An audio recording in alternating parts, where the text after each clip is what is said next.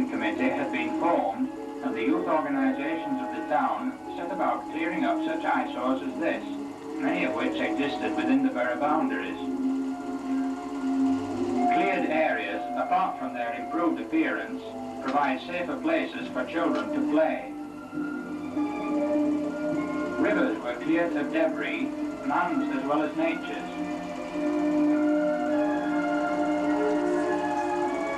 And one of the most spectacular methods of clearing up the town was a procession and bonfire, organised by the Junior Civic Trust and the Burnley Round Table.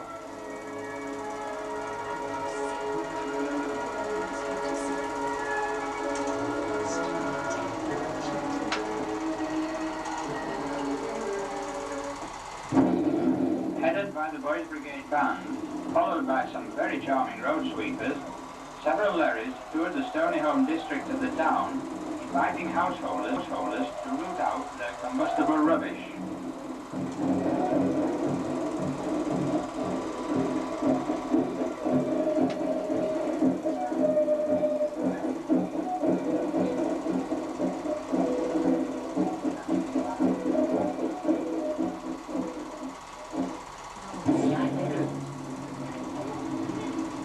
Several collecting points were set up along the route and manned by members of the Junior Civic Trust.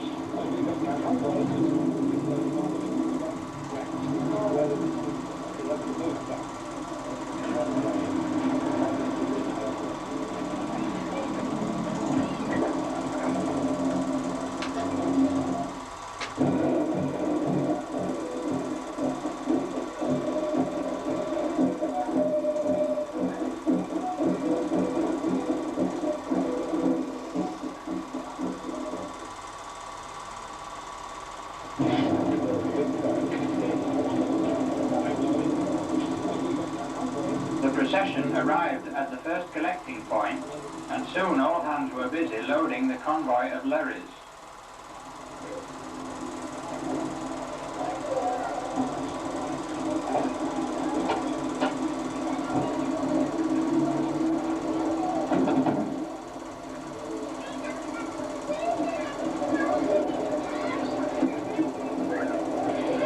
Then the procession reformed.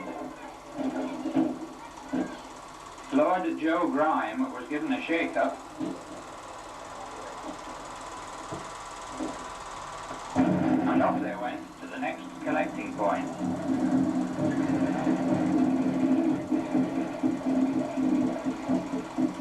A quick sweep up. After all, this was Operation Spring Clean, and the convoy followed on.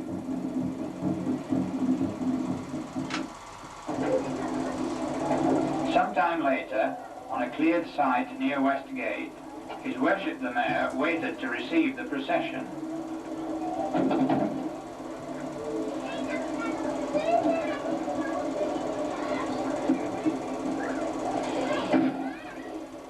The guy, symbol of dirt and rubbish, was officially handed over to him.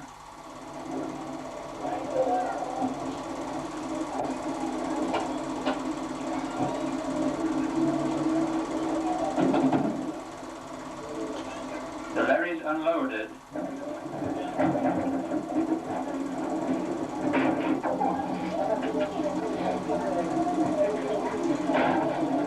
And Lord Joe was rather unceremoniously hoisted to his place of honour at the top of the bonfire.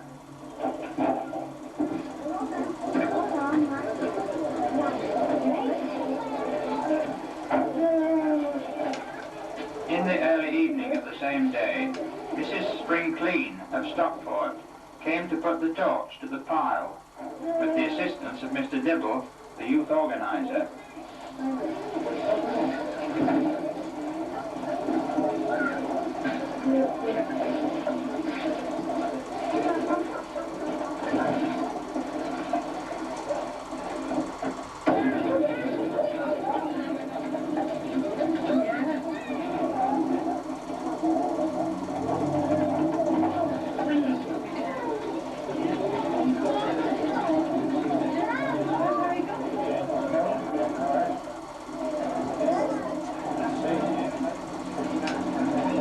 After some difficulty, the bonfire fire was soon blazing, and another load of rubbish was on its way out.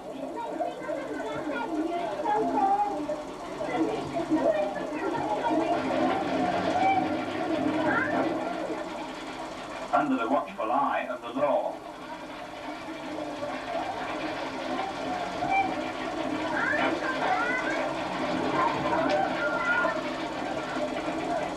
But clearing rubbish was not the only way in which the town was brightened up. Trees and gardens were planted.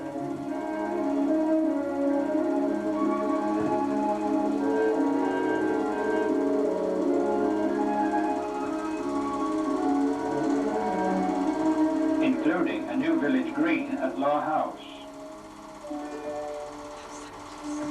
And in St. Peter's churchyard, Junior Civic Trust members transformed this into this.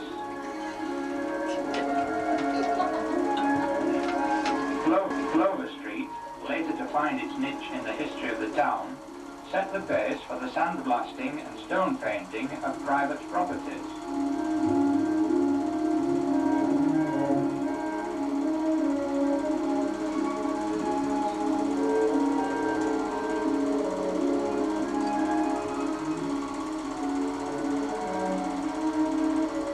Hotels and the commercial and industrial concerns followed suit.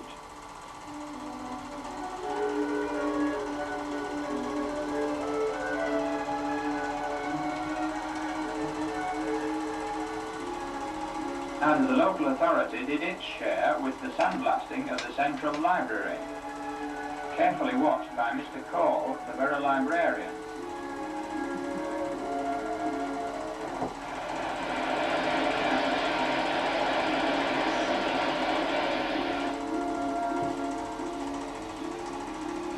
Here we see the before and after effect as the last part awaits the sandblasters.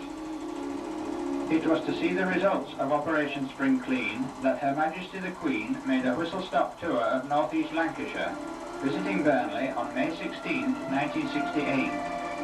The focal point of the visit was to be the parish church of St. Peter, and in the early afternoon the crowds began to assemble.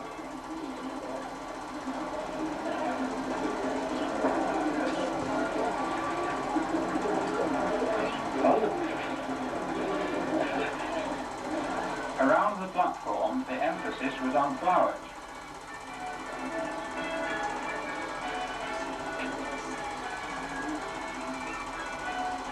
Whilst on the platform itself, local dignitaries and people connected with Operation Spring Clean, who were to be presented to Her Majesty, assembled in good time.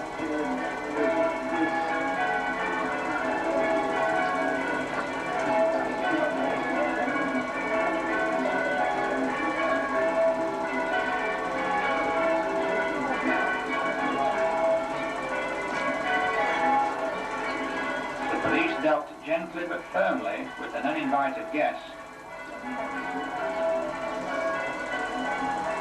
and everything was ready for the great moment.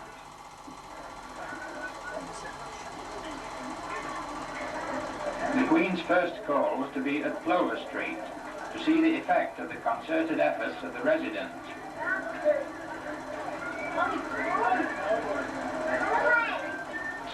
One of whom put it a bit fine.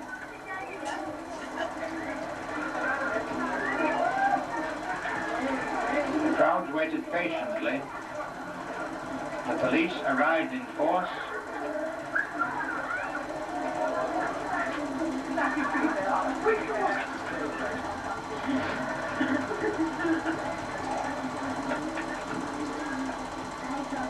And at last, the police pilot car heralded the arrival of Her Majesty.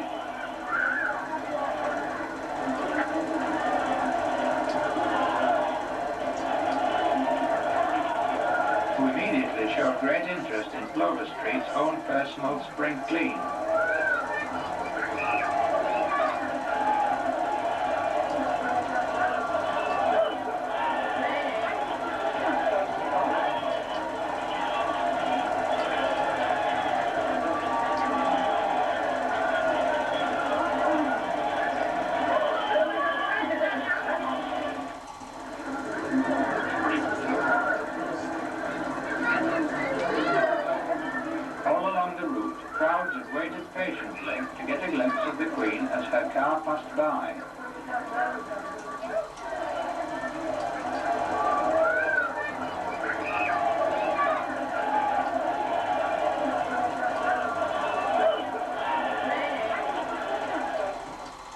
St. Peter's, because of the weather, the red carpet only came out at the last moment.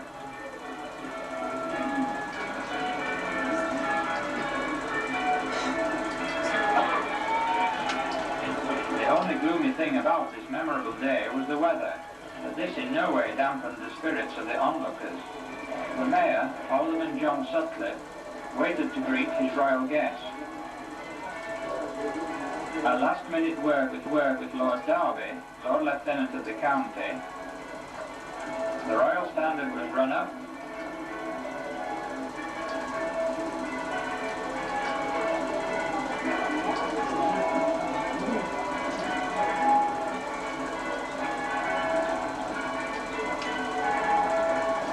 And its unfurling heralded the arrival of Her Majesty.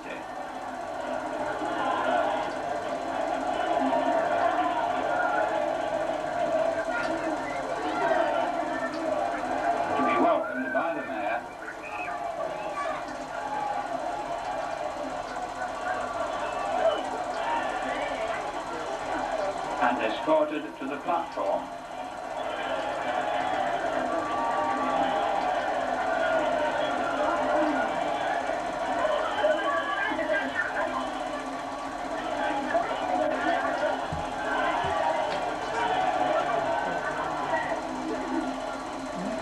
Now the Mayor presented the local dignitaries. The Mayoress, followed by Miss Rose Heilbrunn, QC, Recorder of Burnley,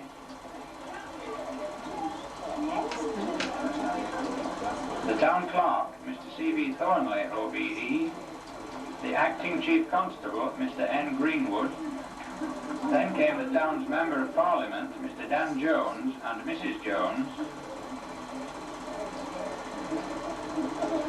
and at this stage the presentations were taken over by Colonel W.A. Mather, who first presented the Suffragan Bishop of Burnley, the Right Reverend G.E. Holderness, no doubt a very proud man indeed, to be welcoming Her Majesty to his own parish church. Councillor F.A. Bailey, Chairman of the Action Committee, as well as of Burnley's Improvement Committee, followed by Mr. Simon Townley, J.P., Chairman of Burnley and District Civic Trust, and Mr. A. Wood, the Secretary of the Civic Trust and Vice Chairman of the Action Committee. Then came several members of the Action Committee, who also hold other positions in the town. Mr. R.A. Young, President of the Chamber of Trade, Burnley Civic Trust member, Mrs. G. Williams,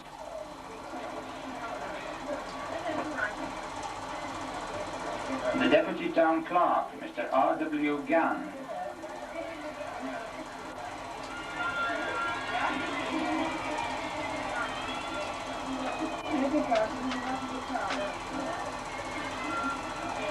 Mr. P. Dibble, Education Youth Organizer, and finally, 3 representatives of the youth of the town who had done so much work in the campaign.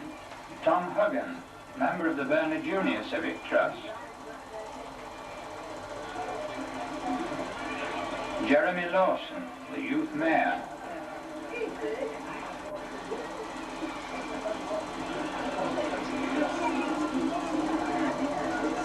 and Miss Beatrice Grasham, leader of Holling Green Youth Club. Her Majesty had a word with every one of the platform party and showed a keen interest in what they had to say.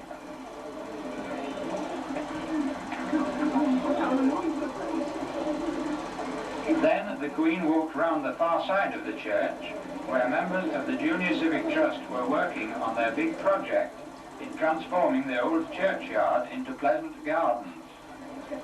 Again, Her Majesty displayed the greatest interest and chatted to some of the young people.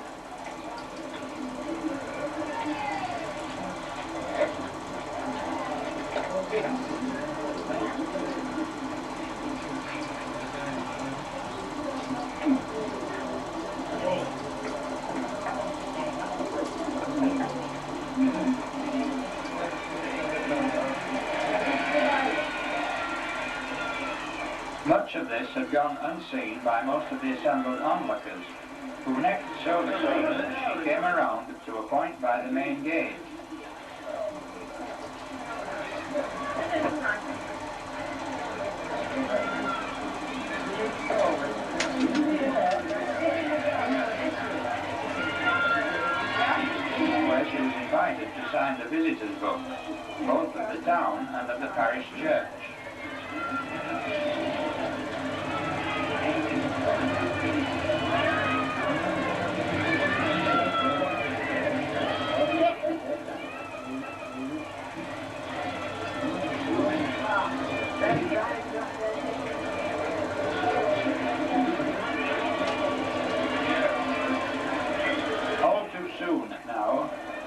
Majesty was saying goodbye to the Bishop and making her way to the royal car for the brief journey to Burnley Central Station.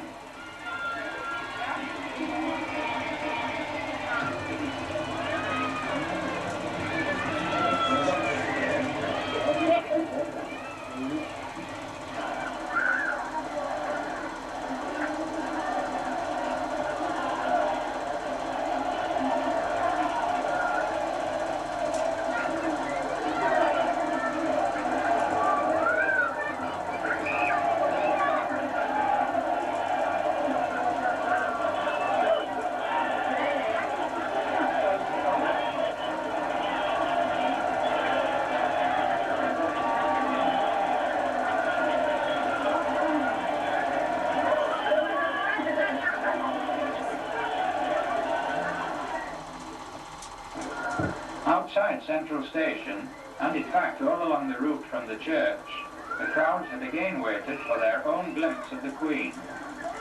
A last quick check on the rails, and the crews of the two diesel engines, resplendent in special uniforms, went along to bring in the royal train.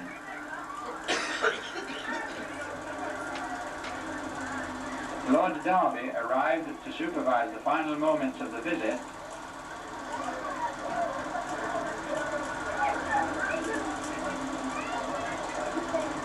closely followed by the Mayor and the Mayoress, who, with other civic leaders, came to bid the Queen Godspeed. With very little time to spare, the royal train drew into the platform.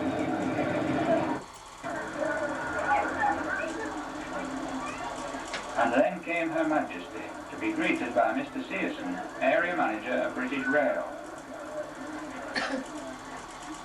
Looking remarkably fresh after a long day of sightseeing and handshaking, the Queen entered the station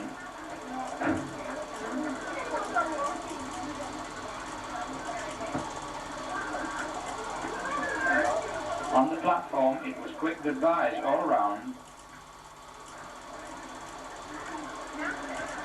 and a few moments later the royal train drew out on the journey to Knowsley Hall, the home of Lord Derby.